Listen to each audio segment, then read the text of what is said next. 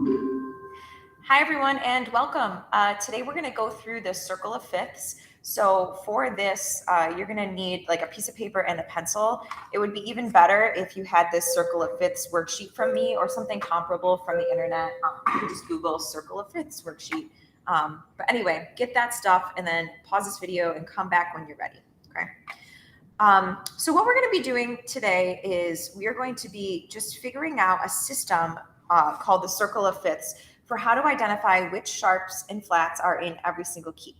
So the benefit of doing something like this is that when you go online and you're on ultimateguitar.com or something like that, Chordify, and you're doing a song that ends in the key of G, then all of a sudden you know what sharps and flats you need to play on the piano to make it sound accurate and correct.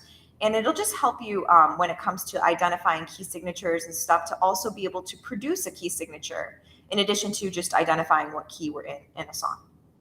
So I'm gonna do this on my computer screen right now, so you can kind of see what I'm doing. You're gonna copy what I'm doing, work alongside me. Okay. At the top of our circle of fifths here, we see this slot right here. I'm gonna write the letter C here, and underneath C, I'm gonna write 0. 0 means that in the key of C, we see no sharps or flats, right? And then 1 up from C, in this next little box right here, I'm going to draw the letter that is a 5th up from C. So C, D, E, F, G. I'm writing G. Underneath G, I'm going to write the number 1. That's because in the key of G, there is 1 sharp, okay?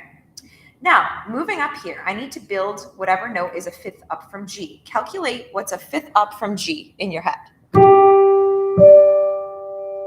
A, B, C. If you said D, you're correct, so I'm writing D here. And what number do you think I would write?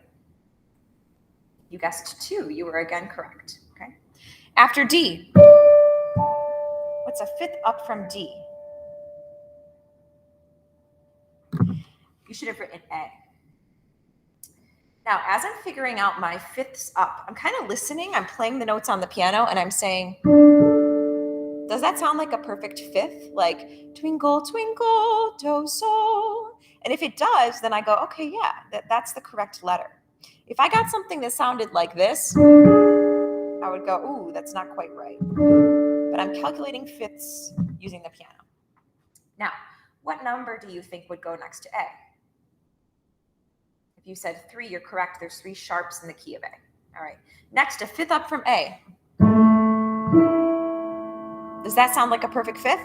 Do, sol. Sure does. And the 5th up, you probably already calculated, is E. How many sharps would there be? The answer is 4. All right, moving right along here. Does that sound like a perfect 5th? Do, sol, twinkle, twinkle. The answer is yes. The letter that we're writing is B. And the number of sharps is 5. Next, moving right up here. A 5th up from B. Does that sound like twinkle, twinkle? Ooh, that doesn't sound quite right. Now, what if I adjust that top note up a half step? Does that sound like do, sol, twinkle, twinkle? It sure does. So this time, instead of writing B to F, regular F, I'm going to adjust that F to F sharp because it just sounds correct. And next, I'm going to say 6 sharps is what we're looking for. This is where we're going to stop the circle of fifths for today, and we're going to flip over our paper. On the back side of your paper, I want you to write the order of sharps. Sorry, it's really hard to write on here. Doing my best. And once again, we're going to practice just building some fifths. So the first sharp that we have is F sharp. What's a 5th up from F? Answer C. Write this along with me on the back of your paper. Next, G. Next, D. Next, A. Next, E. And finally, B.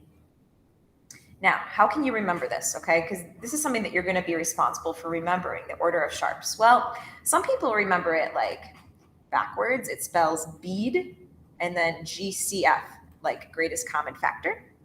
Other people like to create a sentence, so that's what I've done. My sentence is fat, write this in, cats get donuts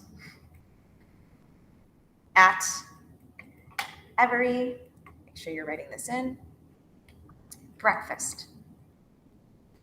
There's tons of different sentences. Obviously, you could write your own. I used to say, funny college girls dance and eat bananas. I don't know why. That was what I came up with when I was like 15. Anyway, so this is the order of sharps. So now we can head back to our chart and we can say, okay, in the key of G, there is one sharp. That sharp has to be F.